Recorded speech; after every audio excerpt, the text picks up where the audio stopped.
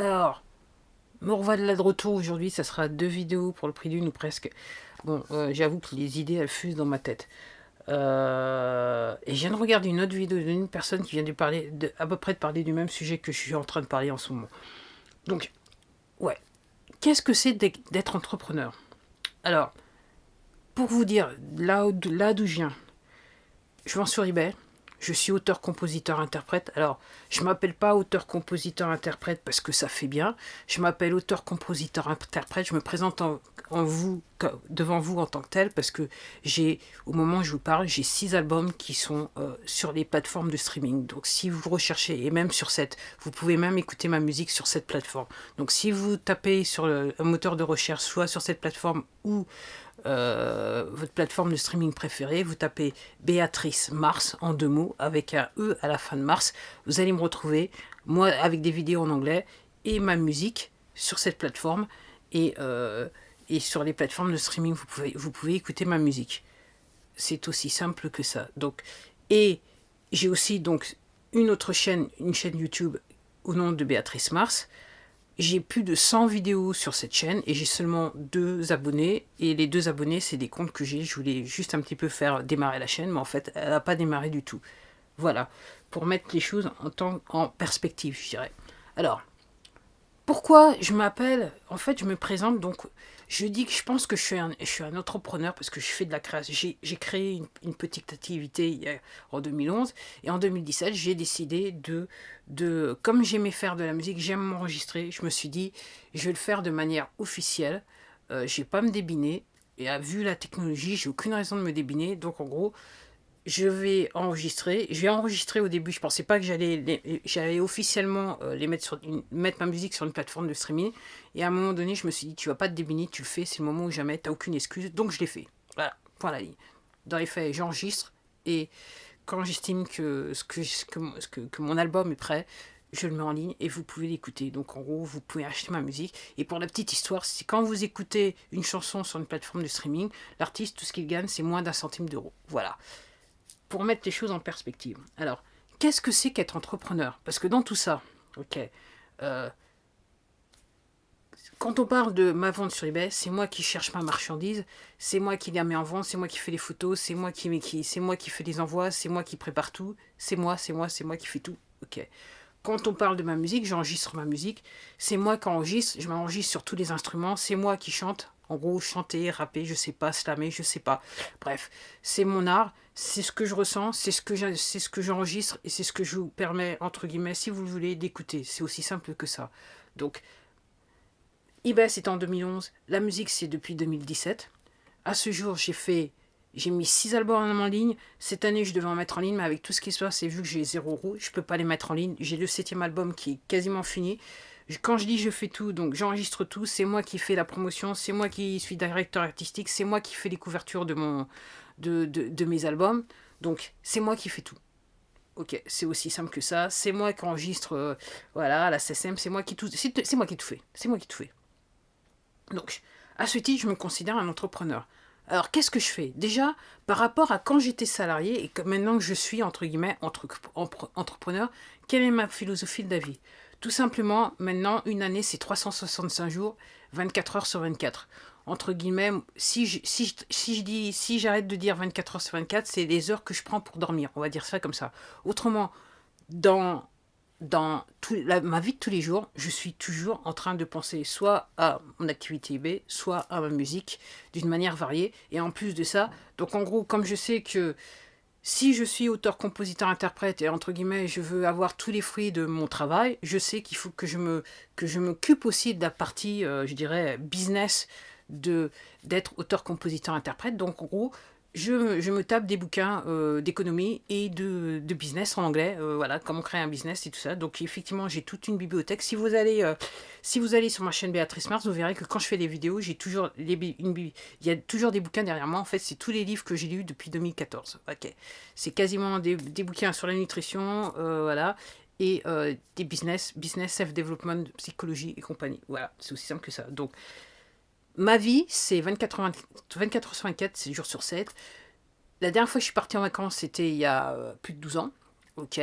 pour mes 40 ans, pour tout dire. Je me suis dit, si jamais, et à l'époque je ne le savais pas, mais peut-être que je le savais, je ne sais pas, mais à l'époque je me suis dit, si tu pars pas en vacances, tu partiras jamais, parce que j'ai jamais été une personne qui a l'habitude de partir en vacances. Alors d'une, j'avais pas forcément les budgets pour, et puis dans ma tête, il y a quelque chose qui, voilà, qui opère pas. Donc en gros, je suis sur le bord, je suis sur le pont aux commandes, quasiment 365 jours de l'année, 24 heures sur 24, 7 jours sur 7. Dès que je me lève, ok, je pense à... Je sais qu'il y a des choses que je dois faire, j'ai une routine, j'ai des activités que je dois faire. Alors vous allez me dire, mais oui, mais le week-end, je sais que le week-end, tout simplement, c'est des jours un petit peu différents de la semaine parce que je ne peux pas faire les choses que j'aurais, les tâches que je devrais faire, que je fais normalement en semaine. Donc entre guillemets, tout simplement, le samedi et le dimanche, j'adapte les tâches. Et je dois dire que par rapport à production de vidéos et tout ça, c'est vrai que je fais un petit peu plus le dimanche voilà, je suis un petit peu plus intensif dans la production de contenu le dimanche que je le suis dans le reste de la semaine parce que je sais qu'il y a d'autres tâches qui sont attachées à ça. Alors oui, j'ai tendance à vouloir m'enregistrer, à enregistrer ma musique dans l'après-midi et tard le soir, et au début du soir, mais comme je fais tout, alors pour vous rassurer, comme je fais tout au casque, alors il y a toute une discussion sur le fait il faut enregistrer avec ou sans casque. Moi je fais tout au casque, c'est ce que j'ai fait depuis toujours, parce que j'ai jamais été dans un environnement ou des conditions qui me permettent d'enregistrer dans des vrais, enfin, dans des conditions entre guillemets de studio, si vous voyez ce que je veux dire. Donc voilà un petit peu comment je fonctionne en tant qu'entrepreneur. Je suis là tous les jours. Je suis sur le pont tous les jours. Je sais que j'ai pas le choix.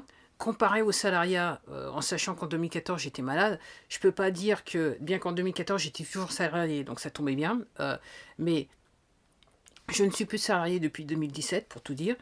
Non, depuis 2000... Ouais, depuis 2017, effectivement. Je me rappelle même plus, tellement ça fait longtemps. Bref, et tellement je suis loin de l'affaire. Donc en gros, par rapport aux salariés, je sais que au salariat et être salarié, je sais que si je suis malade, ok, ce jour-là, quoi qu'il arrive, j'ai pas le choix, il faut que je me lève, il faut que je fasse quelque chose, et en fonction de ma condition physique, notamment j'ai des problèmes de dos et je peux me retrouver dans une situation assez rapidement invalidante, et si j'ai mal, je sais que il y a des tâches qu'il vaut mieux que j'évite parce que j'aurai pas la concentration nécessaire pour faire certaines tâches, donc entre guillemets, je vais varier en sachant que je travaille chez moi, j'ai des voisins, voilà, il y a des moments, si on bruyant ou pas, il y a des travaux et tout ça, en fonction de ça, j'adapte mes tâches pour pouvoir faire le travail que je dois faire. Voilà. En tant que tel, je sais que il y a des moments, et c'est pour ça que je dis 24 heures sur 24, 7 jours sur 7, 360 jours par an, c'est que je sais que il y a des périodes où tout va aller très bien, surtout sur eBay, parce que jusqu'à présent, j'ai encore jamais touché des royalties. J'en ai gagné, mais pas assez pour pouvoir les toucher physiquement, les voir transférer sur mon compte en banque. Mais je sais qu'avec ce qui se passe, mon activité eBay qui est minime, ok, je sais qu'il y a des moments je vends, et puis il y a des moments je vends même beaucoup, puis il y a des moments je vends pas. Alors, en sachant que j'ai 3 fois rien, en termes de mes chiffres d'affaires, sont 3 fois rien. Ok, ça ferait rigoler la plupart des gens. Mais par rapport à ça, je suis obligé au quotidien, je suis obligé de si je vends beaucoup, et bien sûr, il y a des activités qui sont liées à la vente, c'est-à-dire, voilà, il faut emballer, il faut passer à la poste, il faut faire un tas de choses, ok, il faut faire la facturation et compagnie, et patati et patata. Après, si je vends pas, voilà, je sais que, ok, il faut que je me pose la question pourquoi ça marche pas. De la même manière que si comment ça s'appelle, s'il semblerait qu'il y a personne parce que j'ai les stats, j'ai accès aux stats, c'est le fait d'être auteur, compositeur, interprète indépendant, j'ai accès aux stats par rapport à la musique, je sais que si il n'y a pas une ou deux personnes qui est venue, entre guillemets, écouter ma musique, il se passe quelque chose. Et c'est vrai que je sais que peut-être qu'il y a un ajustement à faire par rapport à ma présence sur les réseaux sociaux et surtout par rapport à ma présence aussi sur les plateformes de podcast et YouTube. Parce que c'est vrai que je fais plutôt des contenus pour YouTube en fonction de la musique et les plateformes de podcast. Donc je sais que il y a quelque chose à faire. Si je reviens par rapport à mes ventes sur eBay, je sais que si je ne vends pas, il faut que je repense, il faut que je vois un petit peu ce qui se passe, regarder les stats, voir un petit peu l'état de mes stocks et me poser la question, est-ce que je suis toujours bien sur le type de produit le type d'annonce, le type d'objet que je devrais vendre sur eBay pour pouvoir générer des ventes quelque part. Donc je me pose toujours ces questions. Mis à part ça, je regarde de la vidéo sur YouTube parce que, merci, les Américains, il y a pas mal de vendeurs américains qui font beaucoup de vidéos et qui vous expliquent très bien comment ça marche. Et c'est pareil pour la musique. Il y a pas mal d'auteurs, producteurs, auteurs, compositeurs, interprètes, artistes qui vous expliquent comment le business de la musique marche et entre guillemets comment en termes d'enregistrement, voilà, les enregistrements, les choses à faire, les trucs à bien, les trucs bien à faire. J'écoute aussi de la musique, j'écoute moins qu'auparavant, mais j'essaie aussi de savoir quelles sont les tendances musicales, qu'est-ce qui se passe, et voilà. J'ai toujours quelque chose à faire, ok. Et ça, quand on est salarié, ce qu'on pense à faire le week-end, on bosse plus, on se repose. Alors, est-ce que je suis fatigué? Oui, émotionnellement, c'est pas une fatigue, je dirais pas une fatigue physique, c'est surtout une fatigue, je dirais, émotionnelle, psychologique, parce qu'effectivement, vous pensez beaucoup. Après, vous ayant dit ça, je suis capable de reconnaître que, et c'est vrai que je considère, j'ai fait 2 burn-out depuis 2017 par rapport à la musique. Je vois qu'il y a, je vois que je reconnais qu'il y a des moments où je sais que légèrement, il faut que je lève le pied. Alors, qu'est-ce que j'appelle lever le pied en vous disant que je suis toujours là, 24 heures sur 24, 7 jours sur 7? C'est que je vais essayer de faire des activités plus, je dirais, plus légères, qui vont me permettre de reposer un petit peu le côté, mon cerveau et le côté psychologique et le stress devant de ne pas être entendu et tout ça, et qui va me permettre peut-être de gagner, d'obtenir de l'information. Donc en gros, fut un temps, je jouais un petit peu aux jeux vidéo, puis maintenant, c'est vrai que soit je retourne dans la lecture, ou je regarde quelque chose de différent, ou récemment j'ai recommencé à regarder des films parce que ou des séries, alors pas n'importe quel genre de série parce que j'écoute pas non plus n'importe quel genre de musique, ni je regarde n'importe quel genre de film, ni n'importe quel genre de série, pour garder un esprit positif et constructif par rapport à mon activité d'entrepreneur. Donc effectivement, je me suis remis à regarder des films parce que tout simplement, je me suis rendu compte que sur YouTube, pour créer du contenu, il faut quand même avoir un minimum en termes de script et de voilà, voir les choses, même si voilà, et j'ai commencé à lire des bouquins sur comment créer comment faire un film et compagnie et des choses comme ça. Donc en gros, je me suis mis, et en fait j'ai lu le bouquin et après j'ai recommencé à regarder des films, et c'est marrant quand je regarde des films ou des séries. Effectivement, j'arrive à comprendre comment le scénar est construit. Voilà, ça me saute tout de suite aux yeux parce que j'ai lu et j'entretiens la, la connaissance par rapport à... Donc tout ça pour vous dire, voilà. Quand je disais lors de mes autres vidéos que effectivement créer son activité, c'est pas aussi facile que ça, il faut faire attention à ce que les gourous disent. Quand je vous parlais d'état d'esprit, voilà le genre d'état d'esprit que vous devez avoir. Et malheureusement, quand on sort du salariat, on n'a pas forcément cet état d'esprit. Effectivement, alors quelquefois il y en a qui sont un petit peu work alcooliques, okay, qui aiment beaucoup travailler, mais il y a une différence entre s'occuper tout le temps et s'occuper tout le temps de manière positive et constructive pour pouvoir générer derrière des revenus. Il y a une grosse différence. Ok. Dans le salariat, le revenu, il vous est garanti, qu'il y ait de l'activité ou pas, le revenu vous est garanti. Quand vous êtes entrepreneur, ok, si vous ne bossez pas, si vous ne pensez pas, et si vous ne déléguez pas, si vous ne pouvez pas faire vous-même, entre guillemets, vous avez 0 €. Ok. Et même quand vous avez tout fait, vous pouvez vous retrouver avec 0 €.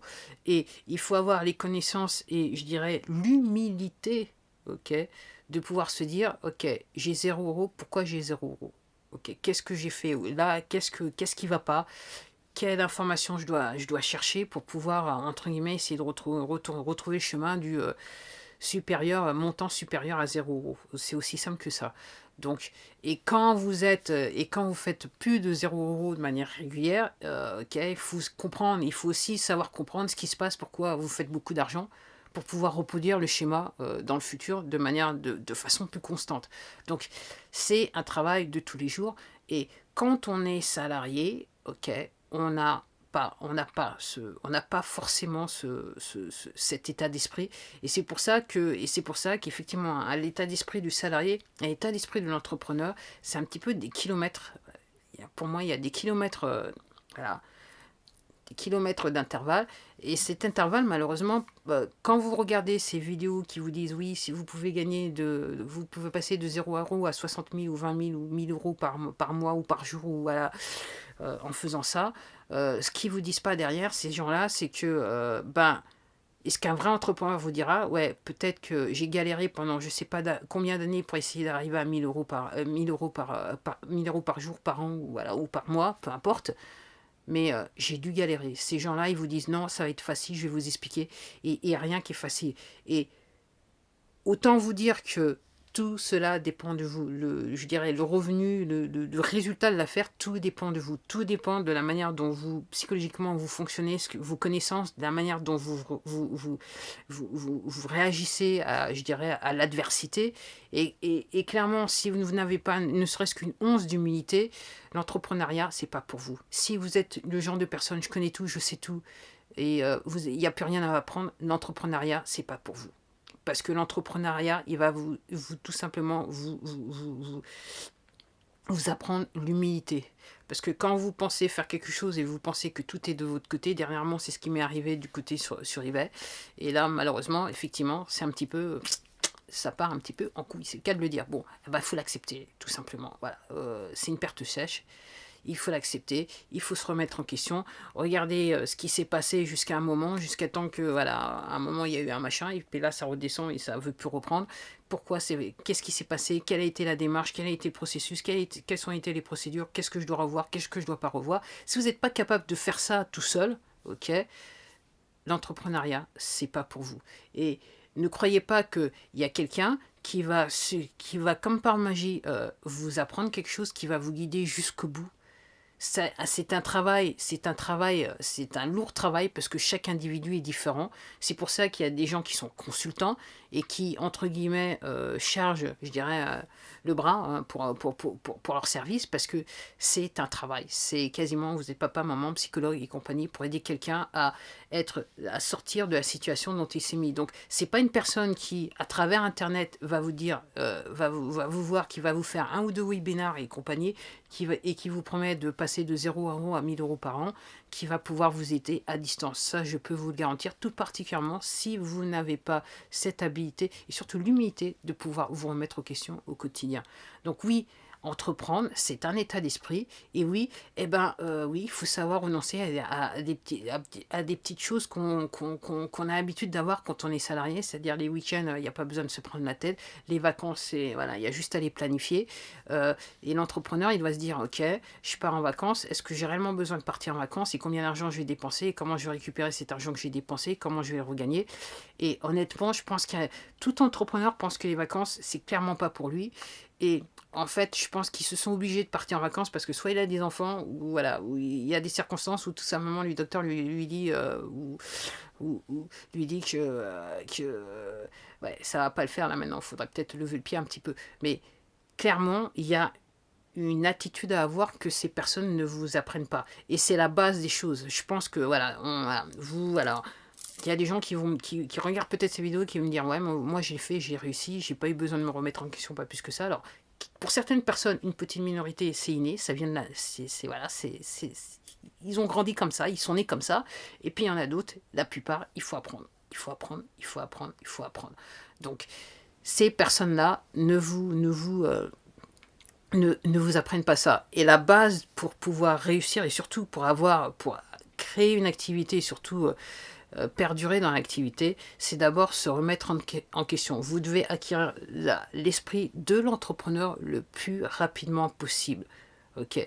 Alors, il y a certains qui vont me dire, c'est pas vrai, c'est pas possible. C'est juste que si vous allez avec le bagage que vous avez en sortant du salariat, alors peut-être que vous allez réussir, mais c'est sûr que d'ici quelques années, vous serez plus là. Et réellement, entreprendre, c'est dans le temps. Ok. Et je suis quelque part contente de pouvoir dire que j'ai commencé un truc en 2011 qui a eu pas mal de... voilà, et je me suis retrouvé plusieurs fois sans argent pour pouvoir financer cette activité. Et en 2020, il y a une crise sanitaire et économique. Je suis toujours dedans. J'ai gagné 3 fois rien durant cette crise, mais c'était juste assez pour pouvoir, entre guillemets, pouvoir avoir juste un plat de pâtes sur ma table. Voilà, et je suis contente de pouvoir le dire. J'ai pas abandonné. Et ça, c'est l'esprit de l'entrepreneur. Alors, est-ce que vous pensez comme ça? Est-ce que vous êtes ce genre de personne? C'est la vraie question que vous devez vous poser avant d'entreprendre et surtout avant de cliquer sur ces publicités et donner de l'argent à ces gens-là. Bon, bah voilà, c'était tout pour moi. C'est pas que je suis remontée, mais voilà, je trouve ça, voilà, c'est trop. Enfin, j'avoue que trop, c'est trop. Voilà, c'est aussi simple que ça. En attendant, merci de m'avoir regardé. Prenez soin de vous et je vous dis à la prochaine vidéo. Et surtout, en attendant, prenez bien soin de vos finances. Au revoir.